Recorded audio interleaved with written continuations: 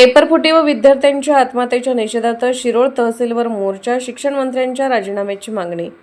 देशभरात घडलेल्या कथित नेट पेपरफुटी प्रकरणाचा तसेच विद्यार्थ्यांच्या आत्महत्यांच्या घटनांचा निषेध नोंदवत विविध पक्ष आणि सामाजिक संघटनांच्या वतीने सोमवारी सकाळी 11 वाजता शिरोळ तहसील कार्यालयावर मोर्चा काढण्यात आला। यावेळी तहसीलदार अनिल कुमार हेळकर यांना विविध मागण्यांचे निवेदन देण्यात आले। आंदोलनकर्त्यांनी आरोप केला की दिल्ली येथील जंतर मंतरवर शिक्षण मंत्री धर्मेंद्र प्रधान यांच्या राजीनाम्याच्या मागणीसाठी सामाजिक कार्यकर्ते सोनम वांगचुक उपोषणास बसले असताना त्यांना जबरदस्तीने उपोषण स्थळावरून हटवून आंदोलन दडपण्याचा प्रयत्न केंद्र सरकारकडून करण्यात आला।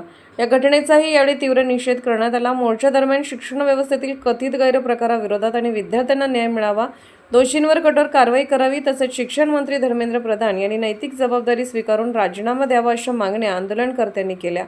मोर्चात सहभागी कार्यकर्त्यांनी जोरदार घोषणाबाजी करत परिसर दणाणून सोडला। विद्यार्थ्यांना न्याय मिळालाच पाहिजे, पेपरफुटी थांबवा, शिक्षण वाचवा अशा विविध घोषणांनी तहसील कार्यालय परिसर दुमदुमून गेला। मोर्चानंतर तहसीलदार अनिल कुमार हेळकर यांच्याकडे मागण्यांचे निवेदन सादर करण्यात आले।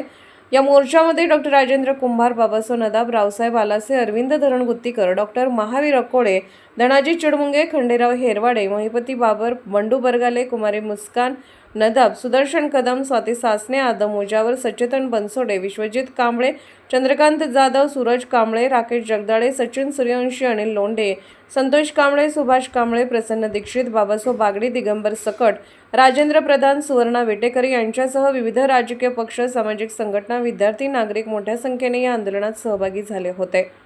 SK news Shirol.